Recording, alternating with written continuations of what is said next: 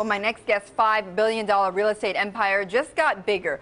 Thor Equities has acquired 4 more buildings on New York's Fifth Avenue with plans to develop a new complex of hotel, apartment, office, and retail space. Now, Thor owns and manages property all over the world, and CEO Joseph Sitt joins me now. Joe, great to have you here. Thank you. Glad So tell us a bit about these new properties you've acquired. All of them key marquee locations on Fifth Avenue, corners. It'll actually be now our 9th building that we'll be up to owning on New York City's Fifth Avenue. Really? Which is very, very exciting.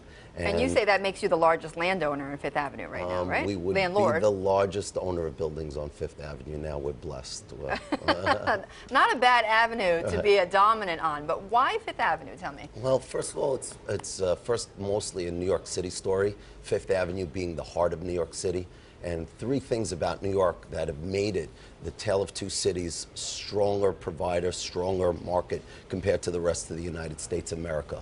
One, well, I should say first, the first 2 initiatives were really driven by Mayor Mike Bloomberg, who happens to be obviously the owner of this network. Of this company, yes. One is tourism, the focus of New York City, bringing the global tourists, going after the emerging market consumer, whether it's Brazilians, Indians, Colombians, Chinese. Okay. And that's something that's going to grow stronger. That's what we're investing in. You look at London, which normally leads New York City. In London now, the Chinese represent 27% of the purchases on Bond Street, as an example, which is a mind-boggling shift for a consumer that didn't exist 10 years ago. And that wave is making its way to New York City and to Fifth Avenue. And then second New York City story, again, a Mayor Mike story, is technology. I think our city had the good leadership to foresee potential bump along the way in the financial markets and really put a big focus on recruiting media and media tech and venture capital tech to come here as opposed to, let's say, San Francisco and Seattle. And you see 2 great examples of both industry making diametric changes in neighborhoods here in New York. One is Google, you know, making that multi-billion-dollar investment, and it's going to turn around Chelsea in that marketplace with tech businesses that'll open around it. And then second, media, Condé Nast now, that's going to make the move to Wall Street. Right. That's going to, again, change things. So I would say that overlying New York, and then more specifically to Fifth Avenue, it's where people want to build their superstores. If you're Victoria's Secret, if you're Zara, if you're Uniqlo, if you're H&M, you want that brand presence.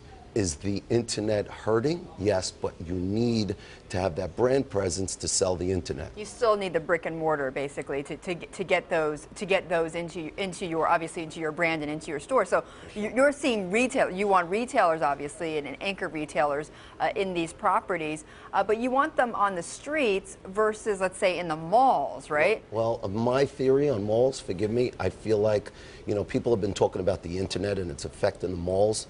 I think we finally hit the eye of the storm and nobody realized. I think that malls are going to suffer tremendously across the United States. I look at companies, a lot of malls that I just think are unexciting, kiosk venues that aren't exciting, they're not merchandised right, and even the retailers inside of them that aren't adjusting. I look at a company like Best Buy. Forgive me, I look at Best Buy as really a showroom for Amazon. People go into Best Buy, take a look in the mall at what they like and see, and then they go home, buy it on Amazon for a few dollars cheaper, delivered to their house. So I think that's another diametric change in the marketplace. You hear people say that, by the way, about Barnes & Nobles and Borders before. You know, it's just a place that people then just bought their books online on Amazon. But does that? But you know, when you say that to me, though, when we had sales figures coming out from Black Friday weekend, I mean, mall traffic appeared to be up, and it seemed like, you know, that the traffic was good, though.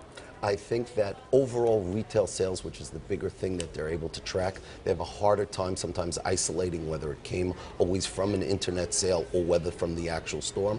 I think whenever dust settles, that the internet is going to make a dramatic impact on the marketplace, and part of that shift that's going to drive and make the Fifth Avenue stronger is, as you started to allude to before, for all those powerful retail chains and superstores that want the marquee brand locations like the Louis Vuittons, building maisons, as they call them, these big retail concepts. They're going to want to have those flagships on the high streets. That'll also drive their internet business as well as create incredible sales on a street like Fifth Avenue here in New York. But in your view, then, that sounds as if the metropolitan areas will continue to do well property-wise, and it's really Middle America that's going to continue to suffer. That's what it sounds like. Very much so. I feel badly when I see it.